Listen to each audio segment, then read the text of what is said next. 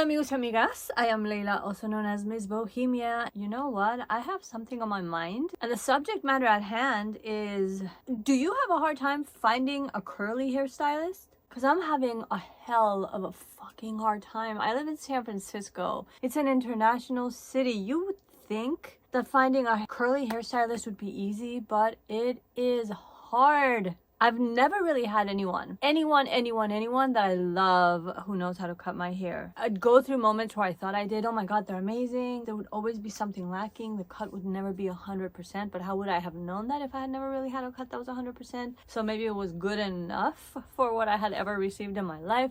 That's complicated, but now looking back, having a cut that I absolutely love, that is standing the test of time. I mean, this is 6 months after my last trim slash shaping, and I wish I could go back to my stylist, but I can't. And why is that? Because she has doubled her already expensive prices. I was paying basically, I normally don't talk prices, but I'm going to in this video. And just to give you kind of like an idea, I've been in San Francisco for 25 years this year, and she was finally the stylist that understood my hair and knew how to cut my hair and knew how to give me the shape that I wanted. I'm not even gonna go through the slew of nightmare stylists, but basically stylist after stylist after stylist after stylist that I've gone to hasn't really known how to cut my hair properly. I've tried wet cuts, I've tried dry cuts, I've tried everything. No one has really been able to properly style my hair. That also includes the stylist that I adored. She came the closest. I would go home with some semblance of curls, but they would never be as curly as what I can make my curls do, and my hair would always feel dry, brittle. I've never liked any product that any stylist has used on me. I have my own regimen with botanicals that works with my hair and makes it beautiful and as curly as my hair is able to be, while feeling soft and super hydrated and healthy at the same time, which is key. And no stylist has ever been able to do that. I would honestly rather not waste my time, just get my hair cut, and if they let me just style my hair myself and diffuse it right there, or don't touch my hair and let me just go home and take care of it myself. Because every single time without fail, I would come home and have to wash my hair and style my hair and invest all that time and energy into it after having paid crazy San Francisco prices. And I understand the factoring in stylists' needs and their livelihood, etc., into the equation, but how about the reality that we're facing, which honestly I also think is a major discrimination based on the hair that we have. Most often than not, and what happens to be the actual norm, industry norm that I've seen here in San Francisco at least, and then from what I hear from friends in other states, seems to be the same thing there as well, or starting to, is the fact that you will see one charge for regular hair, meaning non-curly hair, and a much higher, crazier charge if your hair is curly. Why? You're still putting the same energy and effort and time into cutting our hair. Why do I have to pay you more because my hair is curly? And some people, most of the people here in the city that charge curly hair more, are pretty much doing the same exact thing that they do with straight hair: wash the hair and cut it wet, but because you have curls you have to pay almost double. Why? So this stylist that I was going to for a little over a year, maybe a year and a half or so, her prices were high, but at the same time, this is the Bay Area, this is San Francisco. It's very rare to find a stylist who doesn't have high prices, and they have to earn a living and they have to be able to make ends meet. So I understand. And what I liked about her is that back then the price of a cut was $150,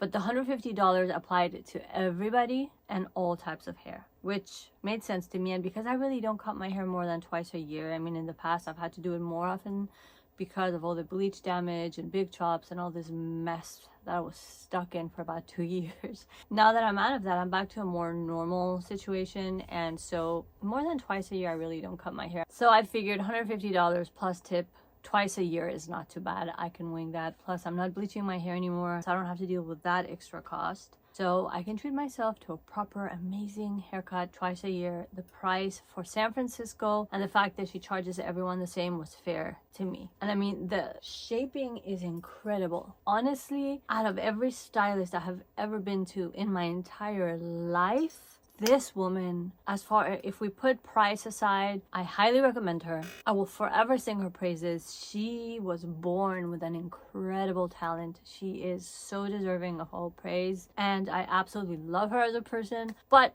on this end of things as a client, and this critique isn't just of her because a lot of people are doing this and it's just frustrating. The prices have been hiked up. So if you are not going to be going every 4 months or earlier, you have to pay $300 for a haircut. If you go every 4 months or earlier, between $150 to $250. First of all, I'm not going to be cutting my hair every 4 months or earlier because my hair doesn't need it. There isn't a one size fits all for curly hair. You have to know your hair. You have to know your hair's needs, your ultimate hair goals. Mine is to grow mine down again as far as I can take it, hopefully down to my mid back or waist, because I've always had super long hair and it's been years that I'm stuck in this short hair phase and it's driving me crazy. So I was finally excited that yay, I found someone who knows hair to the core and is styling my hair properly, and I'm gonna have the most bomb looking hair as it grows out. And now I cannot have that. I have to start my search for a stylist all over again because I called the salon today and I don't know, like it would be really nice if you could honor prices that you had with clients that would be coming to you faithfully, loyally over time. I'm the type of person that if I gel with you, that we have our routine down, that you know my hair, I trust you. I don't like to hop from one stylist to another. I do not. It's a risk every time anyone comes at my hair with scissors. And I don't like to go to the hairstylist. I don't fucking like to go. So when I find someone that I trust, you will have me coming to you for years and years and years. I am very vocal. I love to share what I love with fellow curly people. So if I meet local curly women who praise my hair, oh my God, where'd you get your hair done? And I'll be very forceful. Write this down. This is her name. This is her on Instagram. Follow her. This is her phone number. This is the salon's phone number. Call them. Make an appointment. She's amazing. It's worth the price. Every single penny. I love to promote people I go to, people I admire, if I know them or don't know them. If you have my heart in some way, shape, or form, I will be screaming your name from the rooftops. It's just how I am. And so this hurts and this stings.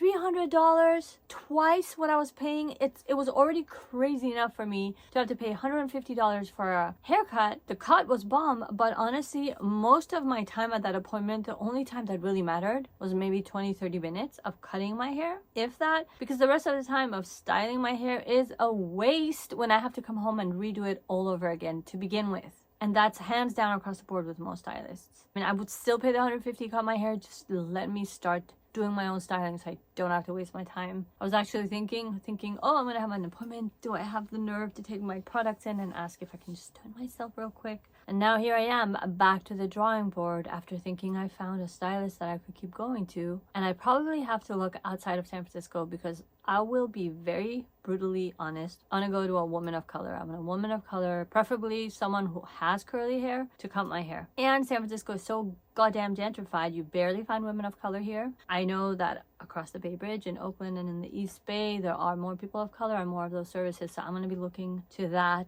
And now getting a haircut is gonna entail like a whole half day to a day of leaving town to get my hair cut. And it's really frustrating and it's really annoying. I have to do it that way for two reasons. I really don't see proper curly cuts in the city. Like a lot of people, oh, I did the diva cut and I do this cut and that cut. I don't like the diva cut. I don't like this one formula fits all and this is how you're supposed to always only cut curly hair. I'm looking for someone who kind of has it in them. They know organically how to work with a person's unique curls and their head. It's kind of like a mix of hair education and intrinsic gut feeling and knowledge and an understanding of hair that not everybody has. And I haven't really seen good galleries, pictures, offerings, nor have I had good experiences here in San Francisco. So I'm gonna go and look where I might have more to cherry pick from, do my research and see if I find someone out of town. So I don't know, is this just me? Do you guys go through the same ordeal in your cities? What is the pricing like there? Because this is crazy to me. This is so crazy that it's so hard to find a stylist. Why is it so hard? Why is it so expensive? I don't have anything to offer. I don't have any solutions. I don't have anything to say. I'm just frustrated and I wanted to put my experience out there. I am so annoyed by this. I am so tired of this.